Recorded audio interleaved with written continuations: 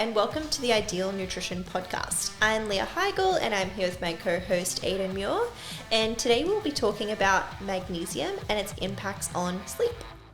So the mechanism for how magnesium can help with sleep is super clear, super easy to understand. Basically, it can increase this thing called GABA that can help us enter a more relaxed state, which theoretically makes it easier to fall asleep. The research and outcomes is a lot more mixed than you would expect based on that very, very clear mechanism, but it's an easy to understand mechanism, and we will go through the research, situations where it can help, situations where it might not help, and situations where it's a little bit less clear as well. We're going to start by talking about the anecdotal evidence that we have around magnesium and sleep. And realistically, we see heaps of examples of people who have tried magnesium for sleep and have reported benefits. I know I've had countless clients, you've probably had countless clients who have said, I have magnesium before I go to sleep and I feel like it has improved quality, length of sleep, etc. So a lot of our clients have tried this. A lot of clients that have also measured their sleep quality using devices and watches and things like that and have noticed benefits from doing so. But of course, there are both pros and cons of anecdotal evidence. One of the major cons is the lack of a placebo control. So the fact that there are other variables that can change in the real world that could be impacting on that outcome, rather than it just being from the magnesium.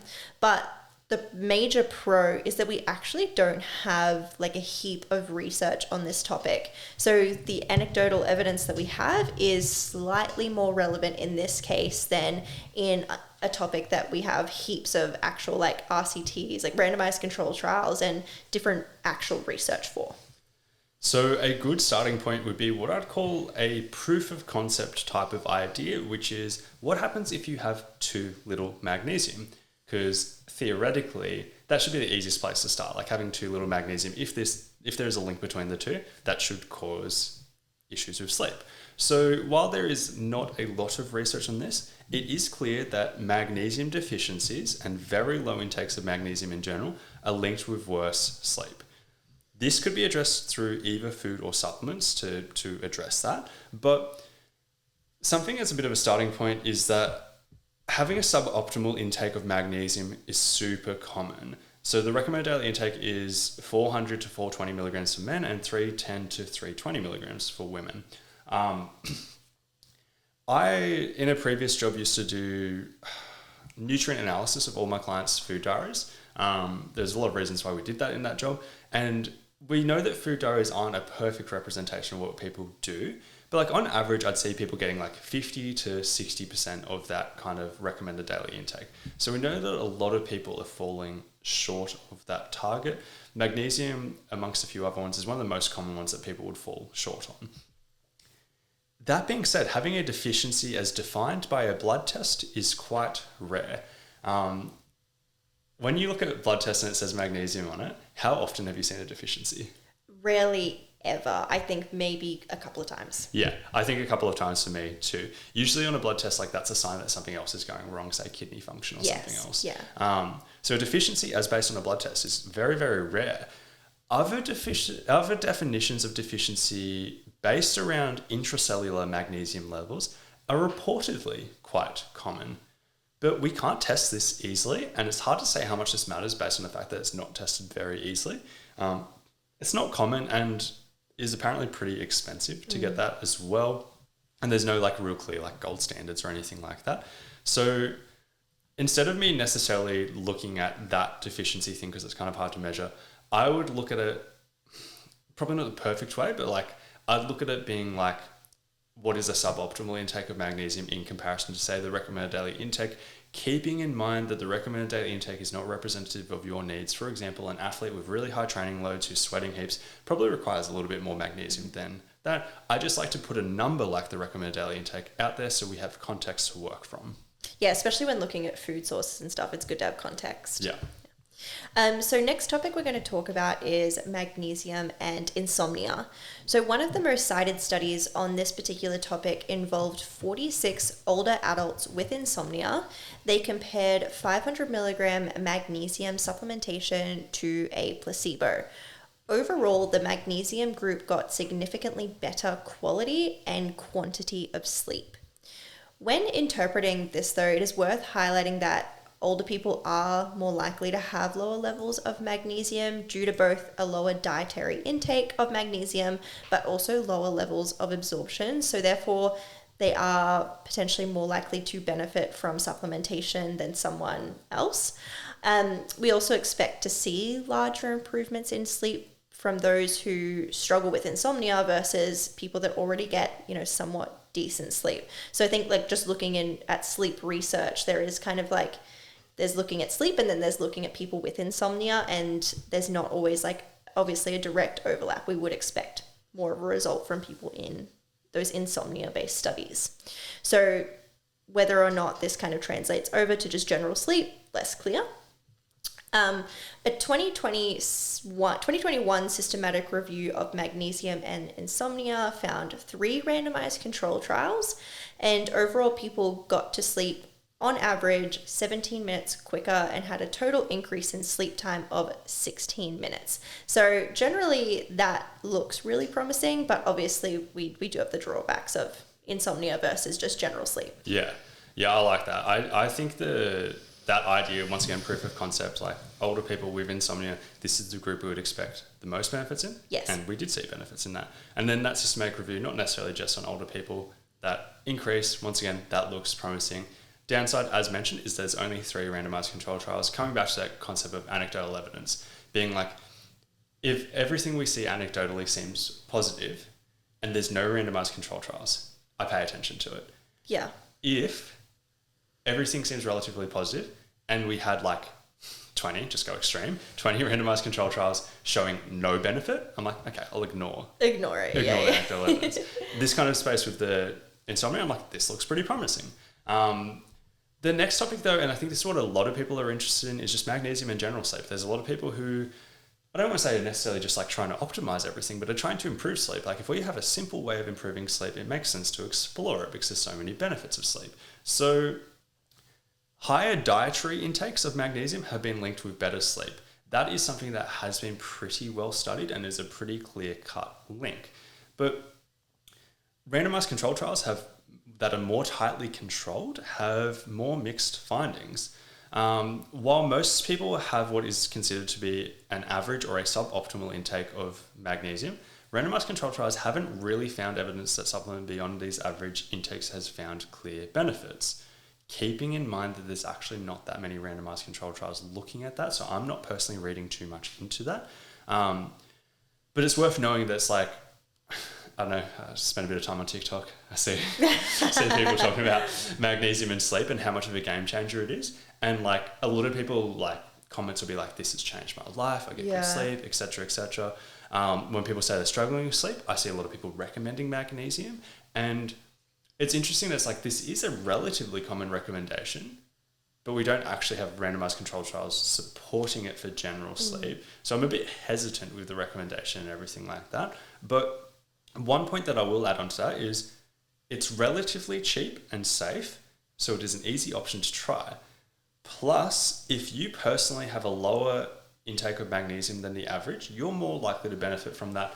And without getting too into the dietary sources of magnesium, a large percentage of what we would call quote unquote healthy foods will contain a certain amount of magnesium, which therefore means what I'm kind of saying is if you have a lower quality diet in general, you probably have a lower intake of magnesium in general and would benefit more from supplementation than somebody who already had a good amount of magnesium. Yeah, I'm when it comes to magnesium and general sleep, I kind of see it from 2 perspectives. I see it as a potentially easy win, an easy thing to try. Yeah. But I also kind of see it as potentially also missing the forest for the trees, in that there might be things that are more beneficial. It's in nutrition, they say it about surgeons and stuff. If you have a hammer, everything looks like a nail. Yes. So I like to think of there's probably a lot of things outside of magnesium and supplements nutrition that obviously can benefit sleep potentially way more, but it's also maybe it's an easy win. So I like to see it from both Sure. directions. But let's talk a little bit about food versus supplements. So since there clearly has been a link between better dietary intake of magnesium and sleep, it does make sense to focus on getting sufficient amounts through food. And like you said, like an overall higher quality diet is it's usually going to be higher in magnesium than a lower quality diet. So getting in all those kind of like whole foods. But if you're not getting enough through food, it does make sense to supplement. One argument that could also be relevant is that the acute effect of magnesium might be playing a part, like having that kind of high dose of magnesium before sleep might be having a specific, outcome that having just sufficient amounts of magnesium day to day is not particularly having. So supplement dosages are often around that kind of 300 milligram mark, which can be a lot to get through food, particularly if you're trying to do it in one sitting. That's pretty difficult. But timing that around 1 hour before bed could be unique to supplementation in its benefits. On other topics, restless leg syndrome. So a lot of people anecdotally report magnesium helping with restless leg syndrome. Heck, when I made a post on magnesium and sleep on Instagram, because I try to batch some topics, I try and do it on podcast, blog, everything. and Instagram, relatively similar times, save myself a little bit of work. But I posted this on Instagram recently, and even then somebody was like, oh yeah, but this helped my restless leg syndrome. It is a very common anecdotal thing. Yes. But a 2019 systematic review on the topic had mixed findings, and it was not overly promising. Once again, I think it is worth trialing. There is enough anecdotal people reporting that this has helped, something it's worth trialing. But it's clearly not as effective as consistently as some people make it seem. Like, if you have tried this and it has helped, I'd pay attention to that. But I also wouldn't have it be a frontline recommendation. Be like, everyone with restless leg syndrome needs to try this because it works consistently. Talking about side effects a little bit. So side effects of high dose magnesium supplements, they can potentially lead to things like diarrhea, nausea, and vomiting. So that's just something to be aware of. Like, for context, other supplements like magnesium citrate are commonly used as a laxative. And so if you're taking really high dose magnesium, it could have that potential side effect. Yeah, and that's also like in that dosage of like 300 milligrams, like magnesium citrate is sometimes used as a laxative. Yes. So it's food for thought that, it could be an issue if you are trying to get to sleep. But looking at dosages in general, so something that I found very interesting personally when I was going through research is that most of the research didn't even say what type of supplement they specifically used. So if we've got like 3 randomized control trials on insomnia, a couple of trials here and there just on general sleep, and they haven't even said what type of magnesium they've used. And we're kind of like, oh, the research is pretty mixed on this for general sleep. It's pretty hard to make strong recommendations. The one I'm seeing the most frequently is magnesium glycinate or glycinate, and it's probably the most common option recommended for this purpose. A lot of the reasons people recommend that one specifically is because it isn't magnesium citrate, it's less likely to cause diarrhea or anything like that. Although I also do see magnesium citrate being a common recommendation. So I have a few thoughts. One is that we don't have a bunch of research being like in a perfect world, what we would have is heaps of randomized control trials comparing to placebo, proving that this has consistent benefits, etc., and then comparing magnesium glycinate and magnesium citrate and comparing them all to each other and seeing which one performs the best. We don't really have that, but because I'm pretty open-minded about the various forms being like, oh, I recommend magnesium glycinate for this or glycinate, but like if somebody else had a different recommendation, I can see why as well. And the standard dosage is around that 300 milligram mark. Once again, keeping in mind that the researchers said different amounts like that. Insomnia one we talked about before used 500 milligrams. And the timing is 1 hour before bed. Because on the one hand, we've kind of spoken about how greater intakes of dietary magnesium have been shown to help with sleep. But let's say there is a bit of an acute effect of magnesium on GABA increasing and the timing of that in relation to bed being useful. If the recommended daily intake is somewhere between 300 and 420 milligrams, and the average person is getting, say, 50 to 60% of that number, keeping in mind that's a loose average, like if you went and found legitimate numbers, like maybe it's a little bit higher, maybe it's a little bit lower. But if the average person is falling short of that number and there is an acute benefit of having it around an hour before bed, you could see an argument for supplementation over food because most people aren't getting enough anyway. This has been episode 106 of the Ideal Nutrition podcast. If you haven't yet left a rating or review, it would be greatly appreciated for you to do so. Otherwise, thanks for tuning in.